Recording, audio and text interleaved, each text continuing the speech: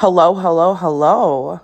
I know I've been really quiet for the last couple weeks, but just know I have still been in the loop.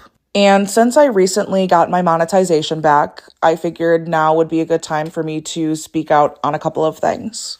In this video, I'd like to talk about certain situations that have happened in the last couple of weeks with Amber, but I more specifically want to focus on Beck and their videos and their Q&As and certain responses that they've had. So I'm hoping I can, if nothing else, provide an interesting perspective from my point of view on a couple of situations that have happened in the last couple of weeks in the Amberverse.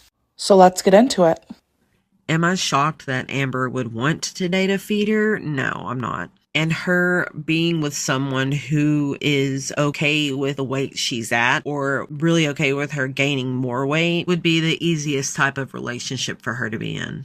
I 100% agree because when she was with Valentine or Erica, she immediately hopped on Ozempic again. She immediately got a prescription for that or wherever she got it from, I think a med spa. And when we get a little bit further into this video, I'm going to pull clips from Amberlynn's videos where she talks about getting on semaglutide once again. But I'm going to be sharing a little aspect of this whole semaglutide thing that nobody has talked about and nobody has mentioned.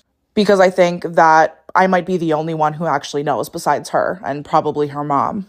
But anyways, so when she was with Valentine / Erica, I mean, we all know that Erica was really obsessed with like her fitness and being in the gym. So Amberlynn saw her as like a savior, like, oh, this girl's obsessed with her fitness. She's going to get me on track. I'm going to get on track. I'm going to get my weight down. Like, this is going to be it for me. So I think that's why she clung onto Erica so hard, even though she was in a marriage already.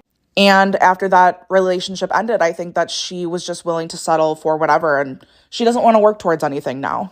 Not that she did before, but it is a lot easier for her to be with someone that allows her to eat whatever she wants to. I don't really have anything to say about Emily. I don't know her, but I will say that I don't see how you can care for a person while participating in feederism with no concern for their health.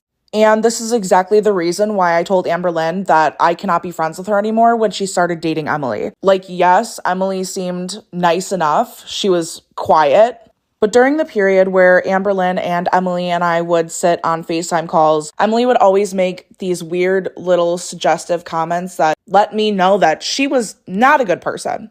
I specifically remember one of the FaceTime calls where Amberlynn was talking about semaglutide. And she was debating whether she should DoorDash or not. But Emily was so persistent, like, yeah, you should DoorDash. I want to, watch. But I was still on the phone, so Amberlynn was like, no, I don't want to cheat on my diet. I've been doing good. She actually exhibited some self-discipline in that conversation. But then Emily DoorDashed for herself, and she was like, come on, babe, let's eat dinner together. So Amberlynn then eventually did DoorDash, and they did both eat. And I just want to note that this is before they met in real life. And this was before I announced that I wasn't going to be friends with her anymore. And Amberlynn was still on semaglutide at the time. So on top of Amberlynn being lazy and not wanting to stick with a plan or stick with a diet, it was also Emily that encouraged her to stop taking the semaglutide. I do think that she convinces herself that her lies are true because she wants them to be true. It's really hard to explain why I think that, but I feel like I've seen it happen. A lie that really stands out to me that Amberlynn told me was regarding who she was seeing and who she was talking to right after her and Beck had broken up. So she was talking to Jade, but apparently she also was talking to a girl named Alex. And allegedly, Jade allowed Amberlynn to eventually meet this girl, even though they were together. However, Amberlynn told me this after she stopped allowing Jade and I to talk to each other. And I don't have Jade's information, so there's no way that I could reach out to confirm. But every time that I would bring up that situation for clarification, she would never give me the same story twice. She would never present the same story as she did initially. So that leads me to believe that she did believe her own lies because she would tell me lies. And then in her head, I could hear her justifying in her head why that lie was true. I don't really know how to explain it either, but I know for a fact that she lied all the time. The only other red flag I've really seen from Amber was she did have a crush on Billie Eilish when Billie was just starting out. So I think she was a teenager around then, which I told her was weird, and so did Eric and Ricky. But she said that she was almost an adult and that she acted older and looked older, so it was okay. I just really wished I would have dug deeper into these things and taken it more seriously because they really are awful and it's unacceptable behavior. But I will always stand with victims. So, one thing I want to mention relating to this topic. So, I was the one that brought to the public that Amberlynn was talking to a 20-year-old romantically. So, not only was there a 13, 14-year difference between the two, there is something that I would like to mention regarding Abby and Amberlynn's relationship. So, the only reason why Amberlynn and Abby didn't start dating was because Abby had a very religious upbringing, and Amberlynn would tell me that Abby would cry to her and tell her that her talking to Amberlynn in that way was wrong in her eyes, and that her family would never accept her, or Amberlynn for that matter. And this young girl was truly having an identity crisis. But Amberlynn would tell her, like, it's okay to be gay, God doesn't hate gays, which I personally agree with, and I am all for trying to encourage young people to be who they are without any shame, as long as it's not hurting them or somebody else. But with Amberlynn, she was using these tactics as a way to manipulate this girl so that Amberlynn could have what she wanted, which was a relationship with this 20-year-old girl. I also wanted to mention that before I became friends with Amberlynn, I did not know anything about Libby, and I didn't know that Amberlynn had a weird history with liking or being inappropriate around minors, and that I did tell her that talking to a 20-year-old romantically was weird, and that even though she was technically legal and of age, a 20-year-old's mindset is drastically different than a 33, 34-year-old's mindset. Granted, I now understand that Amberlynn's emotionally and mentally stunted, so I could see from her perspective her feeling ensured that this relationship was okay. And from a legal standpoint, I guess it would have been okay, but from a moral and social standpoint, it's really not. I just turned 29 in January, and I couldn't imagine myself dating anyone under 24, and 24 would be pushing kind of close, at least for me, because I want a girlfriend that I can have intelligent conversations with, and we're working towards the same goals, and we have similar interests. And I just don't get how a 20-year-old and a 33 or 34-year-old could be on the same page about anything. There were many times that I had tried to break up with her, but she would somehow find a way to stop it from happening by like saying that she would fix things and things would get better and we would get better.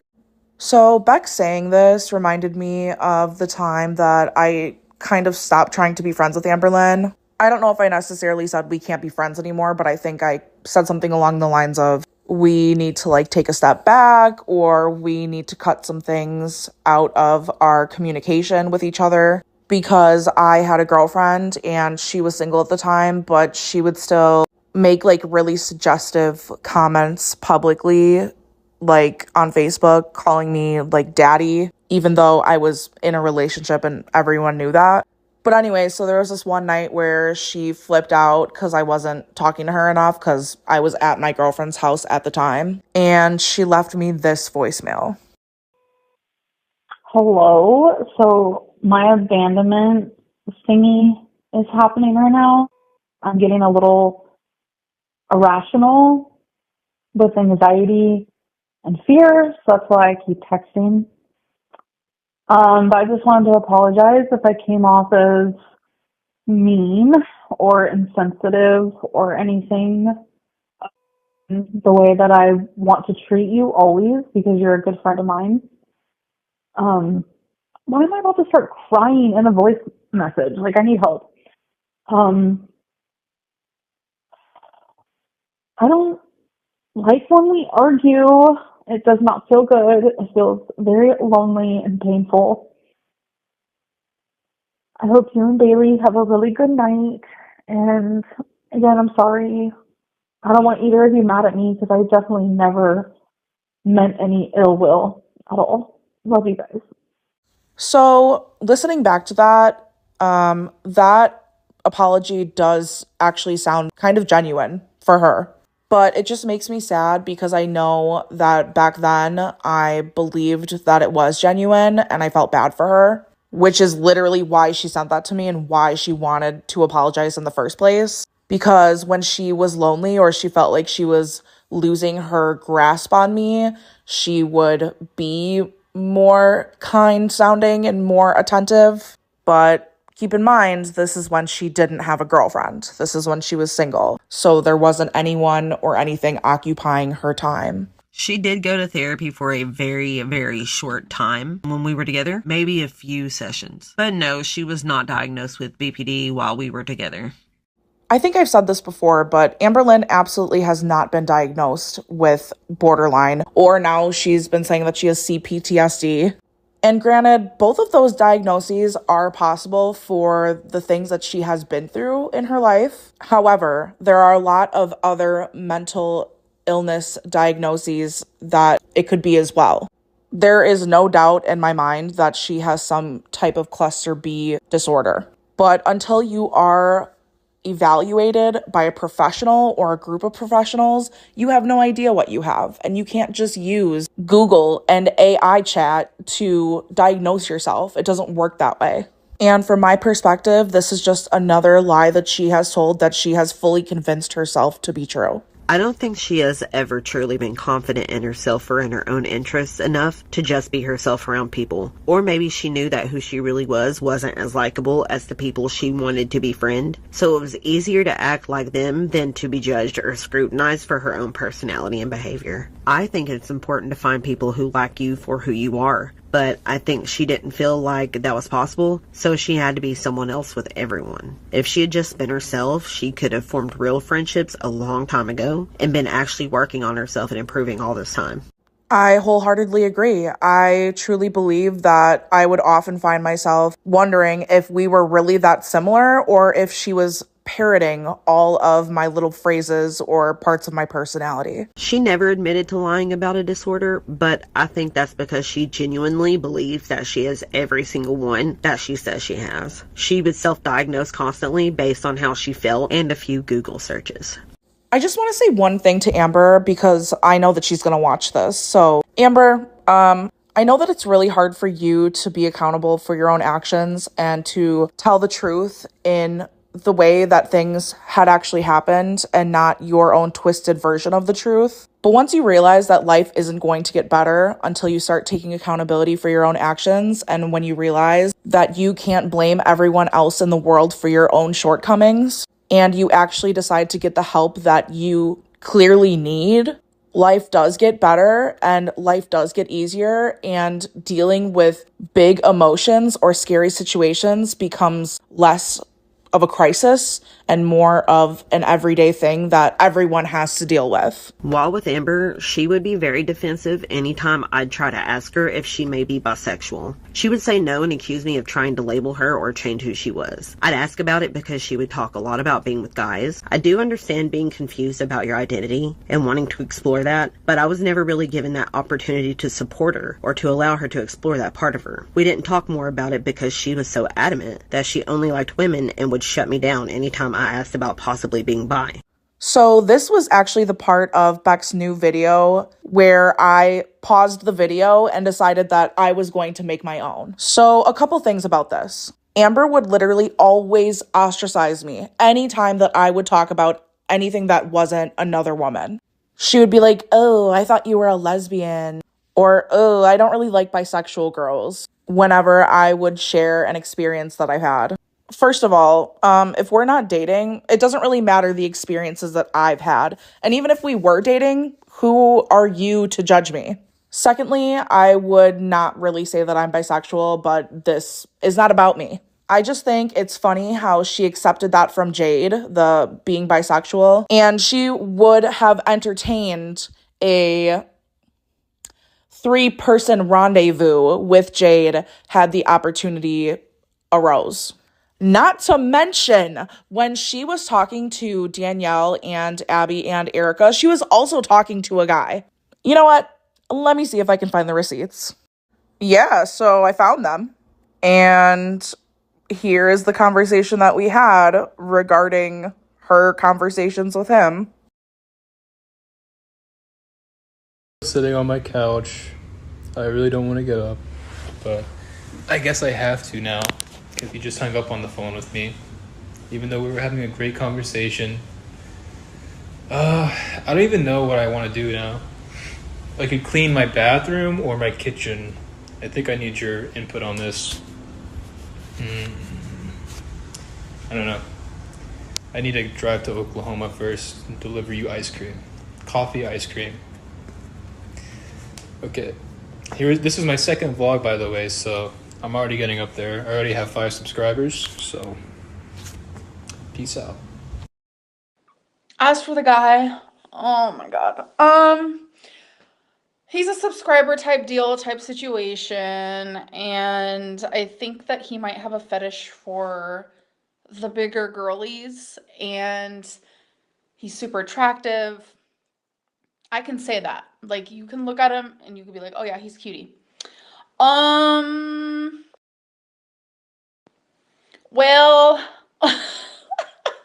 we exchanged numbers. I was super freaking drunk. He ended up calling me and we had a little moment that rhymes with tone pecs. Yeah, it happened.